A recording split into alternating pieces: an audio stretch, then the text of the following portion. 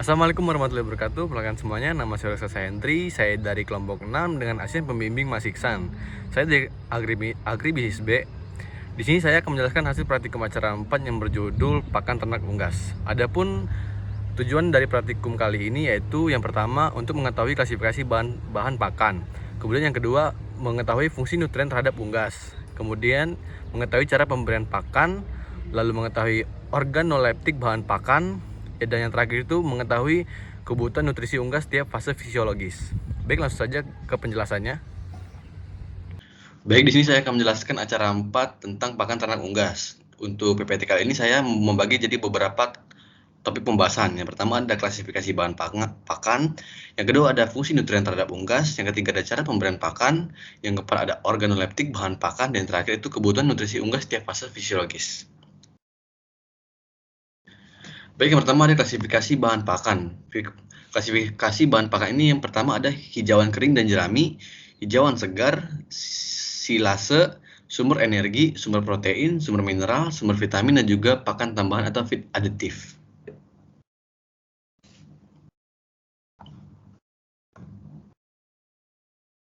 Lalu kita masuk ke fungsi nutrien terhadap unggas.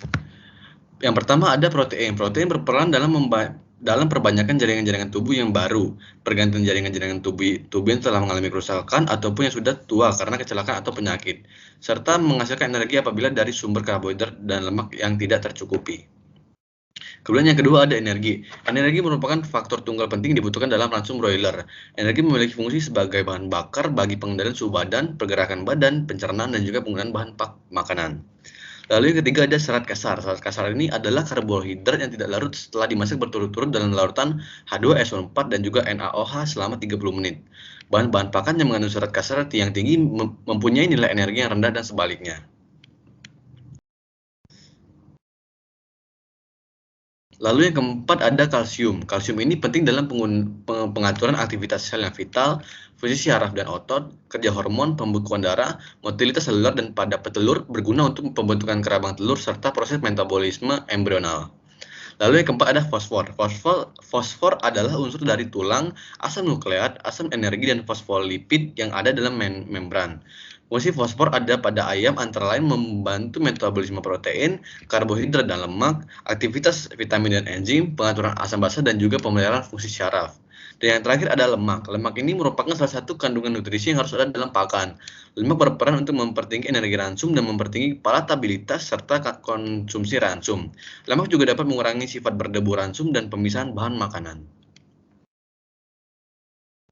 Kemudian kita masuk ke cara pemberian pakan ataupun frekuensi pemberian pakan.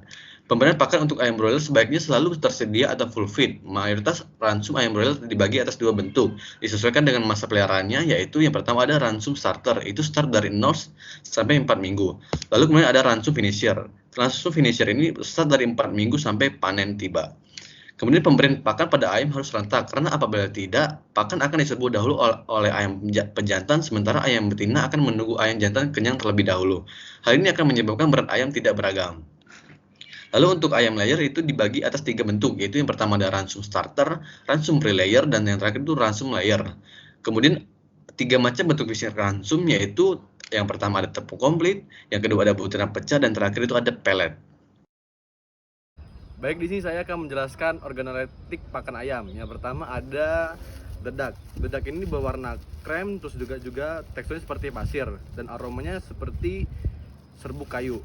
Kemudian yang kedua ada pur ayam, atau pur padi. Pur padi ini bertekstur seperti kerikil kecil dan juga berwarna coklat agak kekuningan dengan aromanya agak tengik. Lalu yang ketiga ada gilingan jagung. Gilingan jagung ini berbentuk seperti kerikil juga karena jagungnya sudah dihaluskan, lalu baunya juga bau jagung.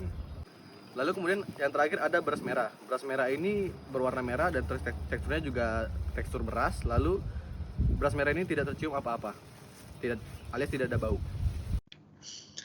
Kemudian kebutuhan nutrisi unggas setiap fase fisiologis, yang ada starter dan juga finisher.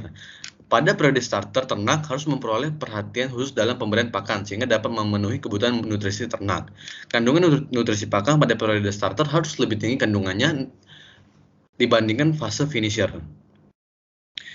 Nutrisi ayam broiler fase starter adalah 21 protein, lemak kasar lebih dari 3%, serat kasar kurang dari 4%, kalsium 0,9 sampai 1,1%,